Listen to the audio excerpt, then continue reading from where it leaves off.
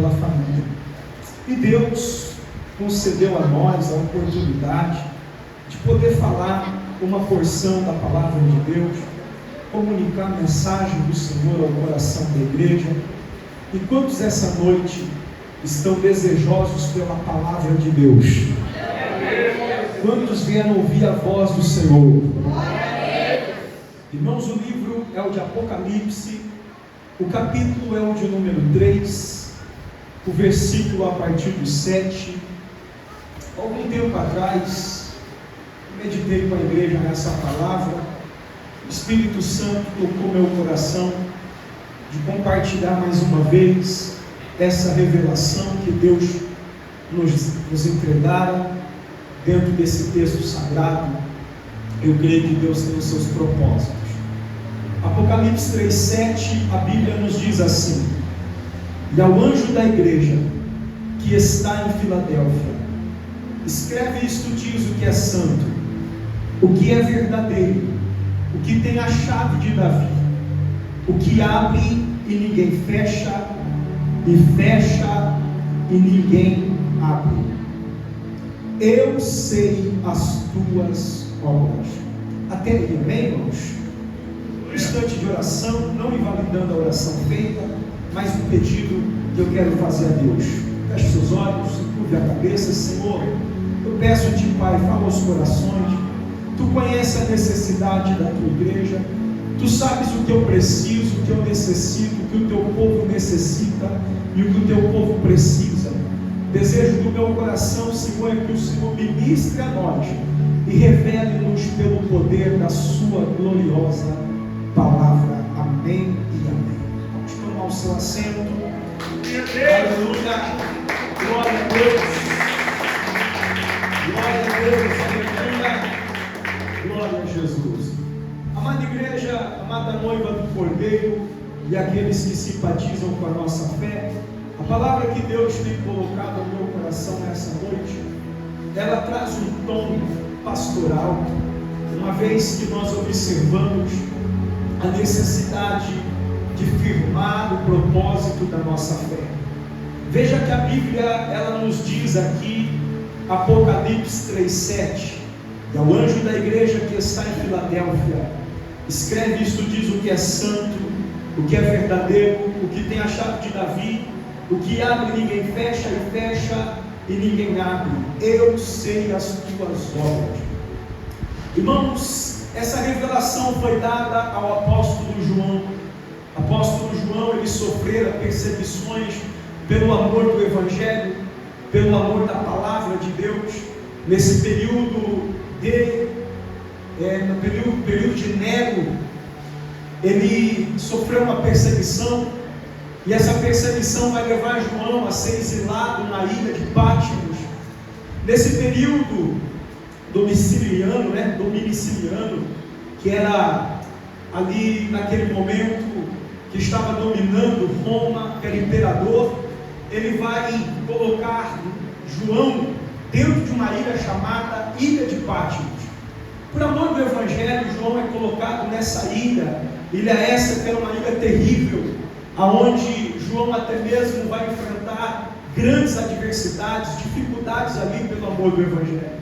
Mas um dia João estava naquela ilha e ele ouve um som como de trombeta que soa atrás de João. E quando João se vira para ver a visão, ele então tem um arrebatamento. E naquele arrebatamento que João tem, ele vai se ver no meio de 7 castiçais de ouro, que simbolizam as 7 igrejas da Ásia. E a Bíblia nos diz que no meio dos 7 castiçais de ouro ele vai encontrar um varão. O varão este que a Bíblia fala, que João descreve dizendo: o seu rosto brilhava como o sol meio-dia, os seus cabelos eram brancos como a lã, a sua perna era como um latão que havia passado por uma fornalha e reluziam. Ele diz: a sua voz era a voz como de muitas águas. No seu peito havia 7 estrelas, e na sua coxa estava escrito: Rei dos Reis e Senhor dos Senhores. Os seus olhos eram como chamas de fogo. João naquele momento cai como morto, diz o texto, ou cai morto, porque ele não resiste ver a glória de Jesus glorificado que está diante dele.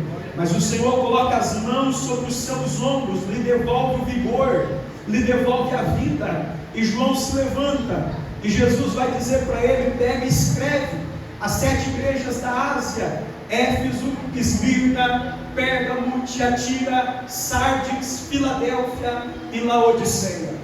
A carta que nós lemos é a carta de Filadélfia. Ele diz assim ao anjo da igreja que está em Filadélfia: escreve isto, diz o que é santo, o que é verdadeiro, o que tem a chave de Davi, o que abre ninguém fecha, o que fecha ninguém abre. Eu sei as tuas obras. Olhando para esse texto, eu digo que essa mensagem tem um tom pastoral, porque nós temos visto sim um avivamento, temos visto muitas pessoas em torno do mundo entregando sua vida a Jesus e confessando Cristo como o Senhor de suas vidas. Senhores pastores, temos visto jovens como os que temos aqui, em tantos lugares, em tantas igrejas, decididos por Cristo a seguir firme na caminhada da fé. Temos visto o Senhor salvando em muitos lugares, cruzadas, evangelismos e missões que estão sendo feitas no Brasil e fora do Brasil, no exterior. Porém, também é preciso dizer que é alarmante pensar que existe também um número que tem crescido muito, pastor Luiz Antônio, que é o número de pessoas que têm se afastado dos caminhos do Senhor. Em contrapartida, existem muitas pessoas entregando os seus caminhos a Jesus. Temos visto também que tem crescido, aumentado números de pessoas que têm se afastado da fé, têm se afastado de Jesus. Nós temos visto e observado que isso é preocupante. Então nós trazemos uma mensagem com um tom pastoral. Por que eu sirvo a Cristo? Por que nós servimos a Jesus? Quais são as motivações? Qual é o motivo maior do porquê que nós estamos servindo a Jesus? Essa palavra é para aquele que precisa nessa noite firmar a sua fé. Essa palavra é para quem precisa focar a sua visão em Cristo, e é uma palavra de ânimo e de despertamento para mim e para a sua fé. Veja que, olhando para o texto e a revelação que Jesus vai dar para João, ao anjo da igreja que está em Filadélfia, eu encontro aqui 3 motivos. Eu poderia falar 1001 motivos, mas eu gostaria nessa noite de ministrar 3 motivos pelos quais eu sirvo a Cristo. Diga comigo: 3 motivos pelos quais eu sirvo a Cristo.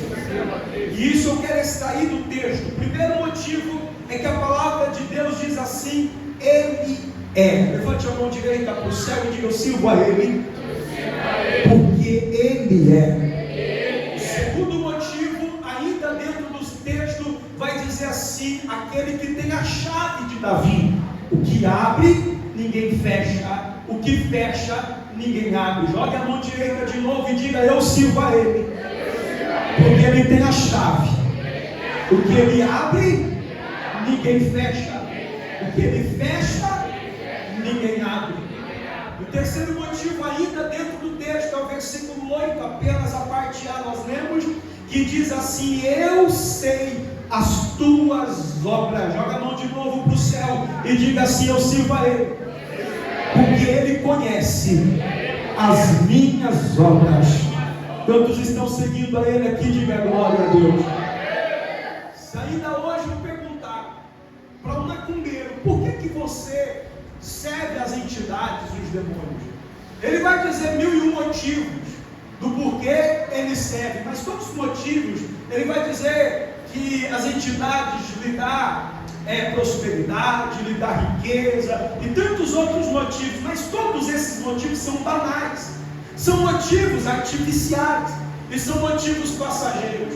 Se você perguntar para uma pessoa por que ela faz uso até mesmo de drogas, porque ela se topa de drogas, de alcoolismo, e essa pessoa vai dizer tantos motivos, vai dizer porque naquele momento, na brisa daquele efeito, eu esqueço dos meus problemas, eu esqueço das minhas dificuldades, mas é uma bola de neve que só aumenta porque passa aquele efeito e os problemas vêm cada vez maior. São motivos banais e passageiros.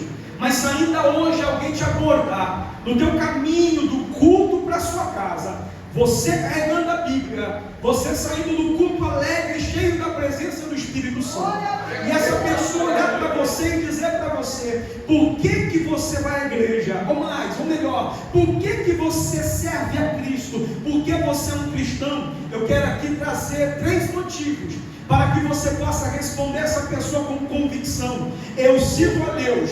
Vou começar aqui. Eu sirvo a Ele porque Ele é. A Bíblia vai dizer assim: o anjo da igreja que está em Filadélfia escreve isto, diz: aquele que é santo, aquele que é verdadeiro. Nós estamos servindo a Ele, igreja, porque Ele é. A Bíblia, o assunto central da Bíblia, de Gênesis a Apocalipse, a Bíblia fala sobre Ele. O centro da Bíblia é Ele. Em Gênesis Ele é o Criador, em Êxodo Ele é o Libertador, em Levítico Ele é o Santo dos Santos, Deuteronômio Ele é o Senhor da lei. E se nós olharmos de Gênesis a Apocalipse, Ele é o Alfa e o Ômega, o princípio e o fim. De Gênesis a Apocalipse Ele é. E existe um livro na Bíblia do qual eu amo muito, que é o Evangelho de João. Os 4 evangelhos têm um simbolismo das características de Cristo. Mateus, ele é rei, ele é o leão da tribo de Judá. Se nós olharmos para Lucas, ele simboliza o homem, porque ele veio 100% homem e 100% Deus.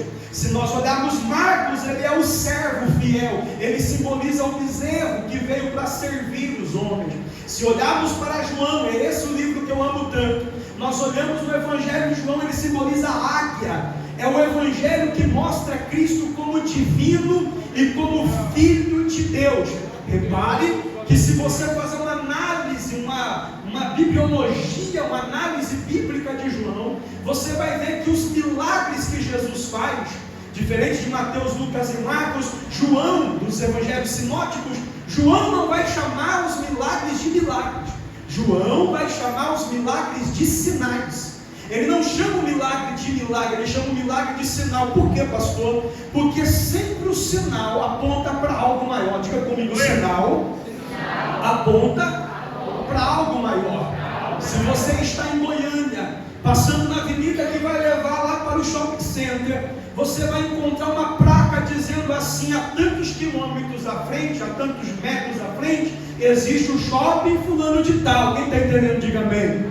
Eu pergunto para você: qual é maior, a placa ou o shopping? O que é maior, igreja, a placa ou o shopping? Quem concorda que o shopping é maior? A placa está apontando para algo maior. É por isso que João não vai chamar os milagres de milagres, vai chamar os milagres de sinais. O Evangelho de João, João foi o apóstolo que escreveu o Evangelho em defesa da fé cristã. João vai escrever o Evangelho porque se propagou uma doutrina herética, uma doutrina errada, que dizia que Jesus ele era um anjo, que Jesus ele era um profeta, que Jesus ele era um grande líder, um grande homem, mas ele não era Deus. Mas João, aquele que ouvia o batimento cardíaco do mestre, com seus ouvidos no peito de Jesus, ele vai se levantar e vai escrever o Evangelho, segundo o Evangelho de João, como defesa da fé, porque ele vai dizer: não podem chamar o meu Senhor de anjo, não podem chamar o meu Senhor de apenas um profeta maior. Não, o meu Senhor ele é divino, ele é o Filho de Deus. Por isso ele vai chamar os milagres de sinais, apontando para Jesus. Se o sinal é grande, imagina aquele que está apontando, ele é Deus. João tem 21 capítulos. E em cada capítulo, João, ele descreve Jesus como aquele que é. Você começa no capítulo 1, capítulo 1, ele é o verbo que se fez carne. Capítulo 2, ele é alegria nas bodas de Caná da Galileia, transformou a água em vinho e principiou assim os seus sinais, e os seus discípulos creram nele. Capítulo 3 do Evangelho de João, texto áureo da Bíblia, ele é o unigênito de Deus, porque Deus amou o mundo de tal maneira que deu seu Filho unigênito, para que todo aquele que nele crê não pereça, mas tenha de Deus a vida eterna. Capítulo 4 do Evangelho de João, ele é aquele Ele é o Messias, ele diz: eu sou, eu falo contigo, e ele tem uma fonte de água viva para aqueles que crerem. Quantos acreditam nele aqui nessa noite? João no capítulo 5, ele bate a mão no peito e diz assim: eu sou o Filho de Deus. João capítulo 6, ele bate a mão no peito e diz: eu sou o pão vivo que desceu do céu, e quem come deste pão jamais ficará faminto, jamais terá fome. João no capítulo 7, da fonte para os rios, ele diz assim: aquele que crê em mim, como diz as Escrituras, rios de água viva correrão do seu ventre. Ele é aquele que mata a nossa sede. João no capítulo 8, ele é o advogado fiel que não perde causa. Eu não sei qual é a causa impossível que você está enfrentando essa noite, mas já está aqui nesse lugar aquele que é o advogado. A Bíblia diz que trouxeram uma mulher pega no ato de adultério e disseram assim: ela deve ser apedrejada. Mas Jesus diz assim: aquele que não tiver pecado, atire a primeira pedra. Ele é o advogado fiel. Conhecereis a verdade vos libertará. Se pois o Filho vos libertar, verdadeiramente sereis livres. João 8:32, 8:36. João capítulo 9, ele diz assim: eu sou a luz do mundo, e aquele que anda em mim jamais andará em trevas. João capítulo de número 10, ele vai dizer assim: eu sou o bom pastor, e o bom pastor dá sua vida pelas suas ovelhas. João capítulo 11, o seu amigo Lázaro havia morrido, 4 dias numa tumba. Jesus vai chegar em Betânia, e a Bíblia diz que a irmã de Lázaro vem receber: mestre, se tu estivesses aqui, meu irmão não teria morrido. A Bíblia fala que a outra chega também, e ela se prostra e adora Jesus, e diz assim: mestre, se tu estivesses aqui, meu irmão não teria morrido. Jesus diz assim: o teu irmão há de ressuscitar. Eu sei, ela diz, que ele há de ressuscitar na ressurreição do último dia. Mas Jesus diz assim: mulher, você quer falar de teologia comigo? Eu vou te ensinar uma coisa: a ressurreição não é um dia, a ressurreição é uma pessoa. Ele diz assim: eu sou a ressurreição e a vida, e aquele que crê em mim, ainda que esteja morto, viverá. Quem acredita que Jesus é a ressurreição? João capítulo de número 12, ele é o rei de Israel. Ele entra dentro de Jerusalém montado num asninho, filho de jumenta. O povo joga as suas vestes, suas capas, flores no caminho, folhas no caminho, e vem cantando hosanas ao filho de Davi, o rei de Israel, que vem em o nome do Senhor. João no capítulo de número 13, a Bíblia diz que ele é o único mestre que eu conheço que abaixa-se para lavar os pés dos seus próprios discípulos. João capítulo 14, ele diz: eu sou o caminho, a verdade e a vida. Ninguém vem, não é ninguém vai, ninguém vem ao Pai senão por mim. João capítulo de número 15, ele diz: eu sou a videira verdadeira. E no versículo 5 do capítulo 15, ele diz assim: sem mim nada podeis fazer. João capítulo de número 16, ele é aquele que nos dá o Consolador, que nos promete e nos entrega o Espírito Santo Consolador. João 17, sabendo da cruz que estava próxima, preocupado com a igreja, preocupado comigo e contigo, não consigo mesmo, não com a sua morte, mas preocupado com a igreja. Ele ora pela igreja, ele é o intercessor da igreja. Eu não te peço que os tire do mundo, mas que os guarde, porque eles são meus, foi o Senhor que me deu. João capítulo de número 18, no meio do Getsemane, os discípulos vão se aproximar, os soldados vão se aproximar, os discípulos vão se espalhar, e a Bíblia diz que então perguntam lá entre eles: quem é Jesus o Nazareno? Quem é Jesus o Nazareno? E ele vai dizer ao tom que ele falou um dia pelo meio da sarça com Moisés. Quando Moisés perguntou: qual é o seu nome? O que direi ao povo que me espera? E ele vai dizer assim: diga a eles que eu sou o que sou. Eu sou o grande eu sou. Ou seja, eu sou tudo o que eles precisam. Eu sou tudo o que eles necessitam. Eu sou. Quando Jesus é questionado no Getsemane, quem é Jesus o Nazareno? Para que eles não levassem a pessoa errada, Jesus vai dizer assim: eu sou. Irmão, está lá em João 18. Quando ele diz assim: eu sou, todos caem diante dele e perante a sua palavra, porque ele não falou como homem, mas ele falou como Deus. João capítulo de número 19, uma tabuleta em cima da cruz, que notifica a causa pela qual estavam crucificando aquela pessoa que estava morrendo na cruz. Mas Jesus não tinha pecado, não tinha do que condená-lo. Então a tabuleta vem escrito assim: Jesus o Nazareno, Rei dos Judeus. Quem é ele, pastor? Ele é o Rei dos Judeus. João capítulo de número 20, é o terceiro dia. É que dia, irmãos? Domingo de manhã, o maior domingo da história. Domingo de manhã, a tumba está vazia, a pedra está removida, o lençol que esteve sobre ele dobrado à parte. E sabe quem ele é? Em João capítulo 20, ele é o Cristo ressurreto. Ele é o Cristo que ressuscitou. E nessa noite ele manda te dizer: eu não estou numa tumba fria, eu não estou em uma cruz pregado, mas eu estou vivo caminhando no meio da igreja hoje, porque eu estou vivo, eu vivo e reino para sempre. Ele é o Cristo vivo. Quando serve ao Cristo vivo aqui, levanta a tua mão e dá um grito de glória a Deus para acordar o cidade de Jardim. João capítulo 21, nem todos ainda o haviam visto ressurreto, alguns sim, outros não.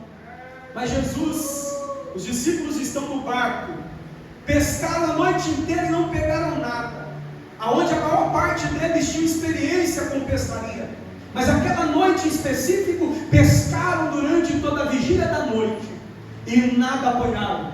Estão voltando embora, estão tristes, estão com o coração acalentando preocupação, estão com medo das perseguições que viviam, estão se perguntando aonde está Jesus. Estavam voltando embora, e de repente, quando eles estavam voltando embora, alguns metros ainda da praia, vai aparecer um homem lá na praia, e ele vai gritar, era bem de manhãzinha, ele vai gritar assim: ei, tem algum peixe aí? E alguém responde: pescamos a noite inteira e não pegamos nada. O homem da praia vai gritar de novo: lança a rede do lado direito. Aleluia.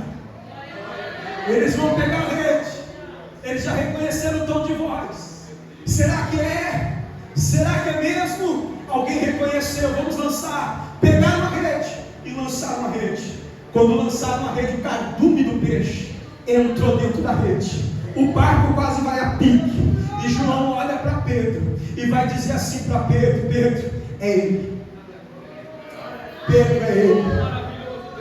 Pedro vai dizer assim: é ele. É ele. João vai dizer: eu conheço. É ele. Só ele faz essas coisas.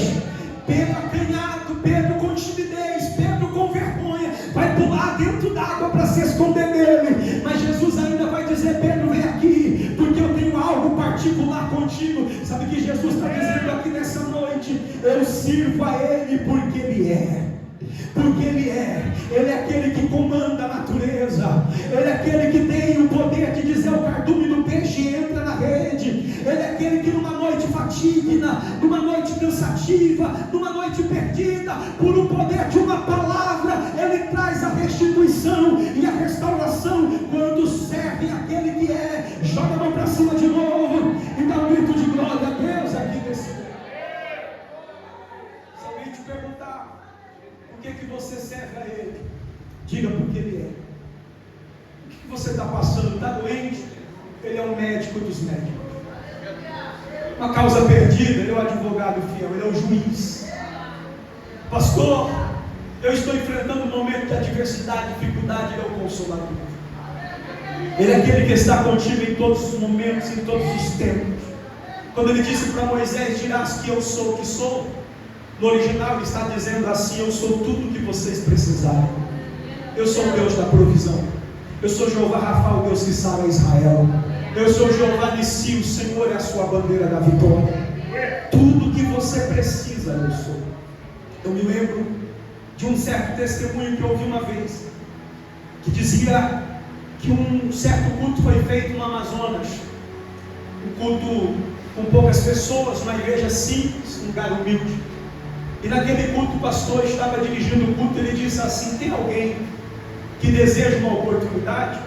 E uma criança estava dentro da igreja, sentada nos primeiros bancos da igreja, e aquela criança estava descalça, com bermuda e sem camisa.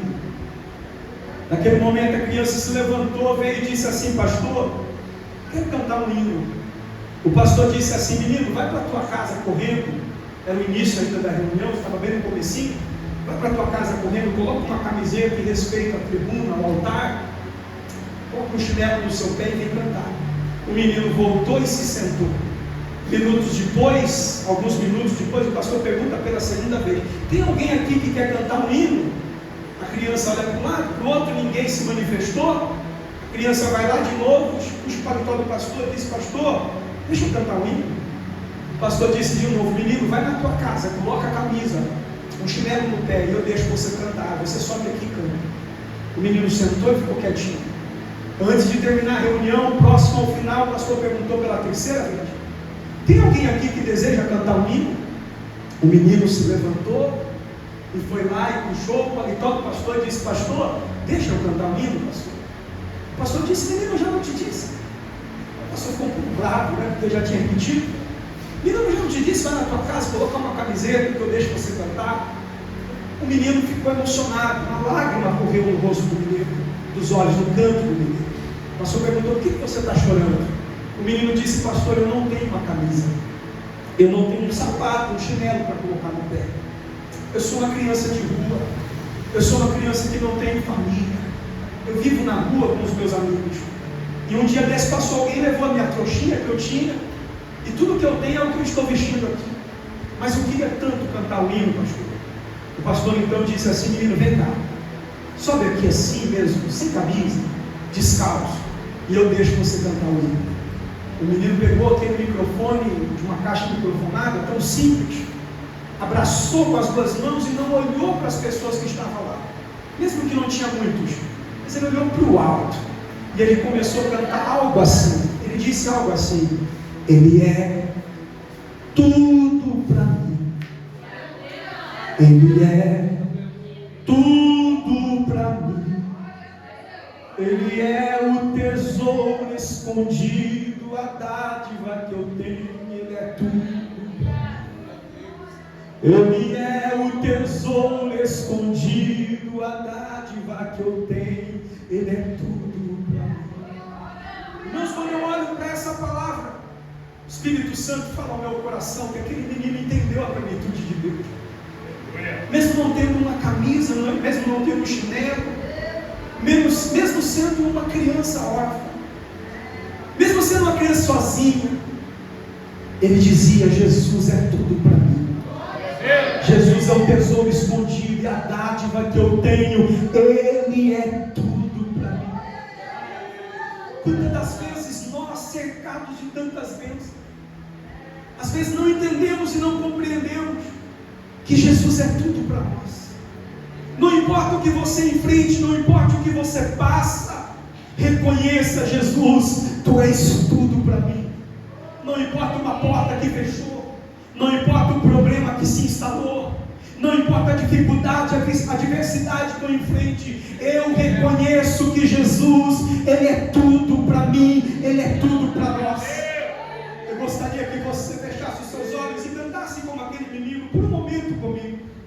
Cante assim comigo: ele é tudo para mim, ele é tudo para mim, ele é o tesouro escondido, a dádiva que eu tenho, ele é tudo para mim, ele é o tesouro escondido, a dádiva que eu tenho, ele é tudo para mim. Quantos podem glorificar o nome do Senhor?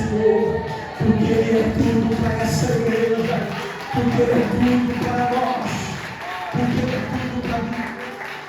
Aleluia! Eu sirvo a Ele, porque Ele tem a chave de Davi. O que Ele abre, ninguém fecha. O que Ele fecha, ninguém abre.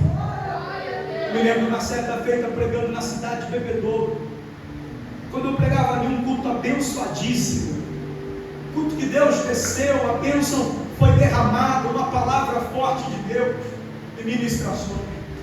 No final da reunião, o presbítero Fábio, eu me lembro que então algumas pessoas vieram receber imposição de mãos, e uma senhora veio, uma mulher, uma irmã veio, e essa irmã trazia na sua mão uma fotografia de um homem naquela fotografia ao lado dela na foto. E ela disse assim, com uma voz embargada, ela disse: pelo amor de Deus, pastor, ora pelo meu casamento. Ora pelo meu casamento, porque eu estou sofrendo uma perseguição, uma batalha muito grande espiritual. E uma pessoa que é do terreno de Umbanda, uma pessoa que até mesmo trabalha na magia negra, uma pessoa que trabalha com feitiçaria, essa pessoa disse que iria destruir o meu casamento. Irmão, eu havia acabado de pregar, eu havia acabado de ministrar, e aquele espírito de ousadia, de autoridade, naquele momento soprou meu coração. Eu disse assim: irmã, não temas. Eu disse para ela: não temas. Eu nem morei ainda. Eu disse: não temas, porque a chave do teu casamento não está na mão do macumbeiro. A chave do teu casamento não está na mão do feiticeiro. A chave do teu casamento não está na mão do diabo, não está na mão dos demônios e nem das entidades. A chave do teu casamento está na mão de Jesus. O Senhor me fez lembrar dessa palavra. Ele disse assim comigo: aquilo que eu abro ninguém fecha, e aquilo que eu fecho ninguém abre. Deus está falando com alguém aqui nessa noite. É sobre você, é sobre o teu casamento, é sobre a porta que Deus abriu para você de emprego, é sobre a porta que Deus abriu para você, tua chamada, tua vocação, é aquilo que Deus te confiou. Deus está dizendo aqui para você nessa noite: não temas. A chave do teu casamento não está nas mãos dos demônios, a chave do teu casamento está na mão de Jesus, e a porta que Ele abre ninguém fecha, e a porta que Ele fecha ninguém abre. Quantos acreditam que Ele tem a chave? Aleluia, glória a Deus. Quando eu falo de chave, eu falo de autoridade. O povo de Israel está diante do mar vermelho, amedrontados, dizendo assim: Moisés nos trouxe aqui para morrer. Não tinha lá no Egito sepulcro suficiente para cada um de nós. Trouxeste-nos aqui para morrer. Moisés clama a Deus e Deus responde: por que clamas a mim? Diga ao povo de Israel que marche. E tu, o que tens nas suas mãos, toca agora nestas águas e diga ao povo para marchar, porque eu vou abrir caminho para o povo caminhar. Deus é tão tremendo que no cajado de madeira de Moisés, Deus fez uma chave para abrir o mar vermelho, e Ele toca nas águas, e quando Ele toca nas águas, uma parede se faz à direita e outra se faz à esquerda, e Deus pavimenta uma estrada no meio do mar vermelho, porque Ele é tão grande, porque Ele é tão poderoso, que até a chave que abre o mar vermelho Ele tem na palma da mão dele. E Deus trouxe você aqui, Deus trouxe alguém para essa cidade, Deus trouxe alguém para esse lugar, para abrir o mar vermelho para você passar, porque é nesse caminho que Deus vai trazer livramento, é nesse caminho que Deus vai trazer salvação para a tua casa e para a tua família. Aleluia! A Bíblia diz que perseguiram Daniel. Os inimigos de Daniel procuraram a ocasião para prejudicar o servo de Deus, e não encontraram vício, e não encontraram indício de alguma coisa duvidosa em Daniel. Não tendo do que acusá-lo, mexeram na fé de Daniel. Viram que Daniel orava a Deus 3 vezes ao dia. A Bíblia nos mostra então que fizeram um decreto, levaram o rei, e o decreto o rei carimbou e assinalou. Não poderia ser revogado, que o homem que adorasse a outro Deus que não fosse o rei, que não fosse o Deus do rei, naquele prazo e naquele período, seria lançado dentro da cova dos leões. Pois a Bíblia fala que assim que Daniel soube, Daniel foi orar,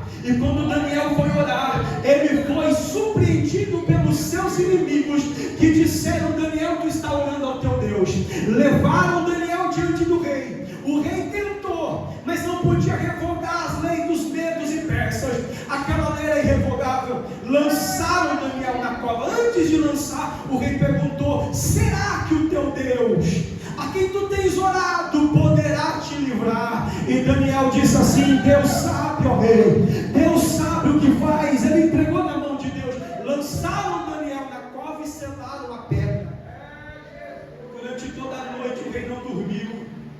No outro dia pela manhã, o rei vai lá na pedra e diz: Daniel, Daniel, o teu Deus pode te livrar, Daniel.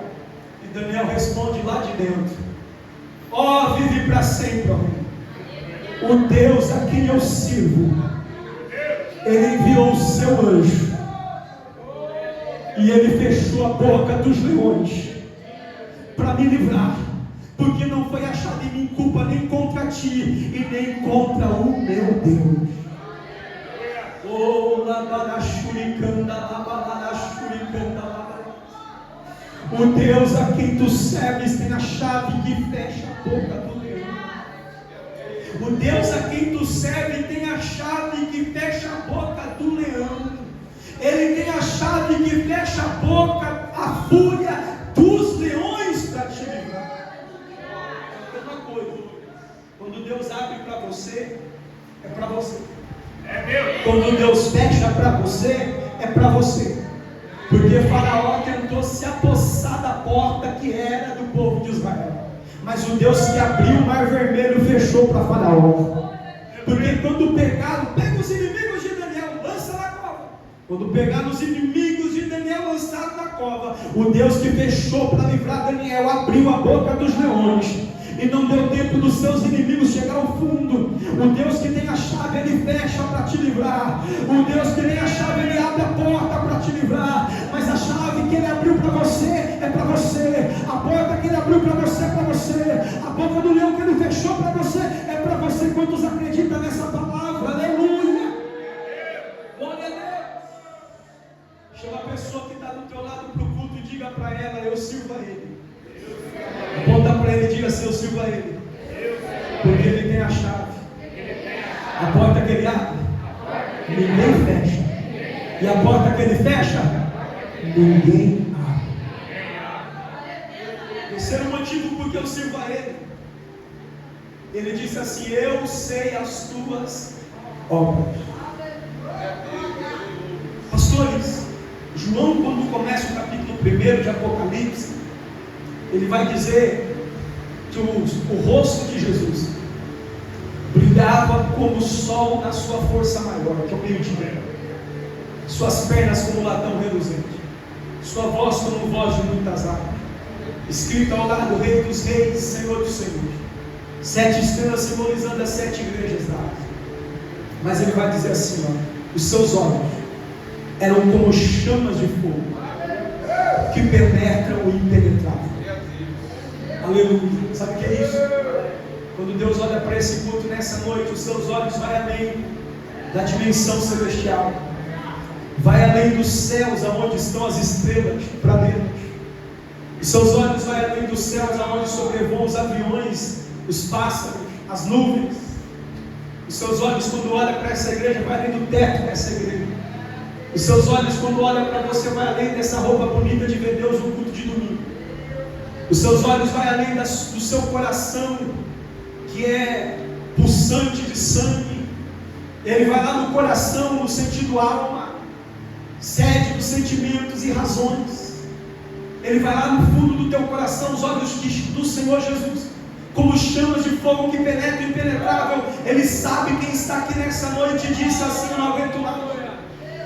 Ele sabe quem está aqui nessa noite e disse: esse é o meu último culto. Ele sabe quem entrou aqui nessa noite dizendo: está pesado, está difícil. Ele sabe quem está aqui nessa noite dizendo: Senhor, eu preciso de misericórdia.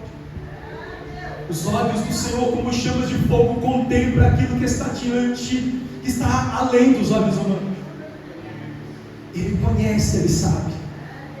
Ele sabe como você se encontra aqui nessa noite. Talvez o teu pai não sabe, talvez a tua mãe não sabe, talvez o teu cônjuge não sabe, talvez os teus filhos não sabem. mas Ele está dizendo: eu sei de tudo. Eu vi coisas que você não ouviu.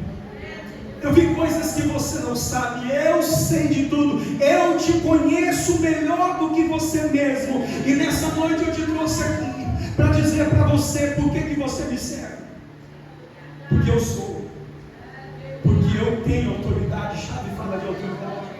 E porque eu sou sabedor e conhecedor das tuas obras. A Bíblia fala que quando Filipe chamou Natanael, ele disse assim: Filipe, eu encontrei aquele que foi dito pela lei de Moisés, que foi predito por Moisés e pelos profetas messiânicos. Eu encontrei ele. Natanael diz assim: de onde ele vem? Ele é de Nazaré. Natanael vai dizer assim: pode vir alguma coisa boa de Nazaré? Filipe vai dizer assim: vem com seus próprios olhos. Natanael está vindo. E quando Natanael está vindo, Jesus olha para ele e diz assim: lá vem o israelita em quem não há falsidade. Lá vem o israelita em quem não há dolo. Isso é fácil. Todo israelita que se preza não há dolo. Natanael vai dizer: de onde tu me conheces? E Jesus vai dizer assim: antes que Filipe te chamasse, eu te via estando tu debaixo da figueira. Existem algumas especulações sobre a figueira, mas o importante é que quando ele disse isso, Natanael se desmanchou, caiu prostrado, chorando em lágrimas, dizendo: mestre, rabino, raboni, tu és o filho do Deus vivo. Jesus disse assim: só porque eu disse da figueira, de agora em diante tu vai ver o céu aberto, o anjos de Deus descendo e subindo diante do Filho do Homem. Sabe o que Jesus está dizendo? Jesus está dizendo assim: todos nós temos uma figueira. Todos nós temos uma figueira, um marco na nossa vida que marcou a nossa chamada para Cristo. Alguma coisa marcou a tua chamada para Cristo. E Jesus, ele vai mexer nessa ferida. Ele vai dizer assim: quando a gente está desanimado, quando a gente está triste, ele vai dizer: lembra da figueira? Fui eu que te vi lá. Lembra do dia que te chamaram para vir? Fui eu que estava lá te convidando. E sabe por que eu sirvo a Ele? Porque Ele conhece a minha figueira. Quantos acreditam que Ele conhece a tua figueira aqui? Dá glória a Deus. No poço de Jacó não foi diferente.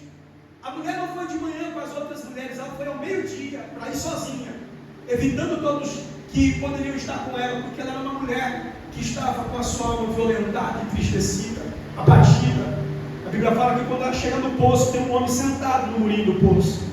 E o homem que está lá sentado só espera o vaso, o jarro, bater na água. Quando bate tindom lá embaixo na água, ele olha para ela e diz assim: dá-lhe de beber, mulher.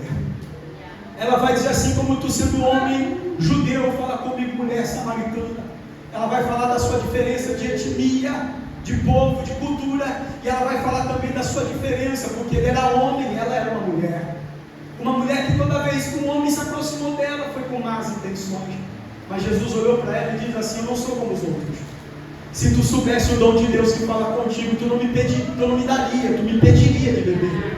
E a água que tu bebe aí, tu bebe todo dia, você tem sede. Eu sei que você não quer vir mais aqui, mas tem que vir porque você não tem água na tua casa suficiente. Eu tenho água para te dar. Nunca mais você vai ter sede se beber dela. Ela vai dizer assim: dá-me desta água, absurdo.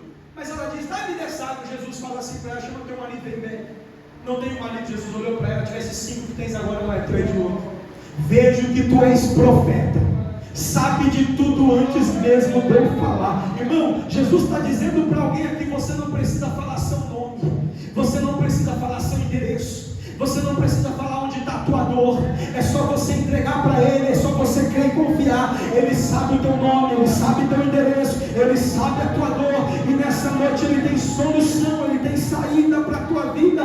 Então reage nessa noite, se você crê nele, e glorifique o nome daquele que vive e reina para sempre.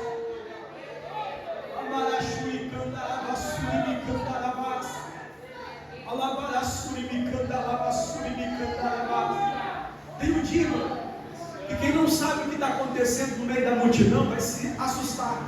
Porque tem um dia que Jesus vem andando em Jericó, e ele vem andando numa marcha contínua. De repente ele para debaixo de uma figueira.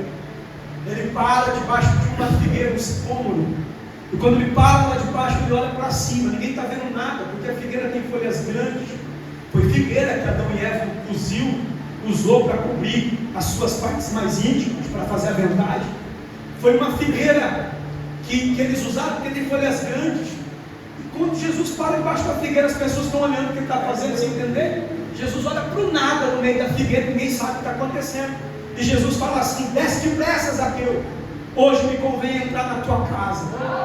Irmão, imagina só, Jesus olhando para cima da árvore, ninguém está vendo nada, ninguém sabe o que está acontecendo. E Jesus fala: ó Zaqueu, desce depressa, porque hoje eu vou pousar na tua casa. De repente, aí o povo assusta mais ainda, porque de repente um baixinho pula de cima da figueira do nada e abraça Jesus e recebe Jesus com alegria. O povo vai dizer assim: mas quem falou para ele que tinha alguém lá? E Zaqueu vai dizer: quem falou para ele o meu nome? Quem falou para ele que eu estava aqui? Jesus está dizendo: tem alguém que está escondido dentro da figueira aqui nessa noite.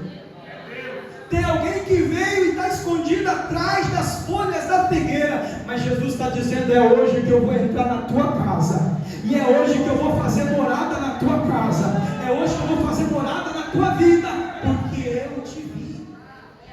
Olha para a pessoa que está do teu lado, diga para ela: Jesus te viu. Escondido na figueira. Jesus sabe tudo que você está passando. Sabe por que eu sirvo a Ele? Porque Ele conhece. Porque os olhos dele são como chamas de fogo que penetram o impenetrável. Por que eu sirvo a Ele? Porque Ele é. Por que eu sirvo a Ele? Porque Ele tem a chave de Davi. Ele é o maior. Por que eu sirvo a Ele? Porque Ele conhece as tuas obras.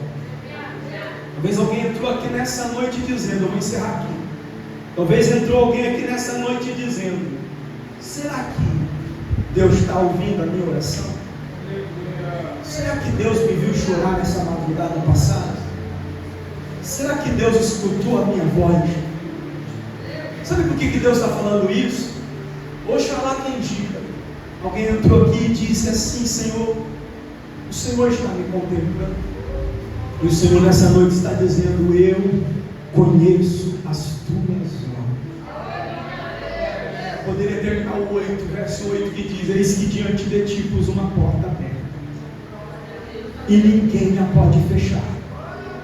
E mesmo tendo pouca força, mesmo sendo tão falho, tão imperfeito, tão fraco às vezes, guardaste a minha palavra e não negaste o meu nome. Eis que diante de ti pus uma porta aberta, igreja. Ninguém a pode fechar. Nenhum demônio, nenhum inimigo pode fechar a porta que Deus abriu para você. Mesmo na sua pouca força, guardaste a palavra de Deus e não negaste o seu nome, reconheceste o nome do Criador e do Senhor. Esse Deus tem te contemplado. Fica de pé na presença do Senhor. Aleluia. Glória a Deus. Será que tem um louvor que daria para a mocidade louvar junto com o seu coração? Para todos nós louvarmos juntos?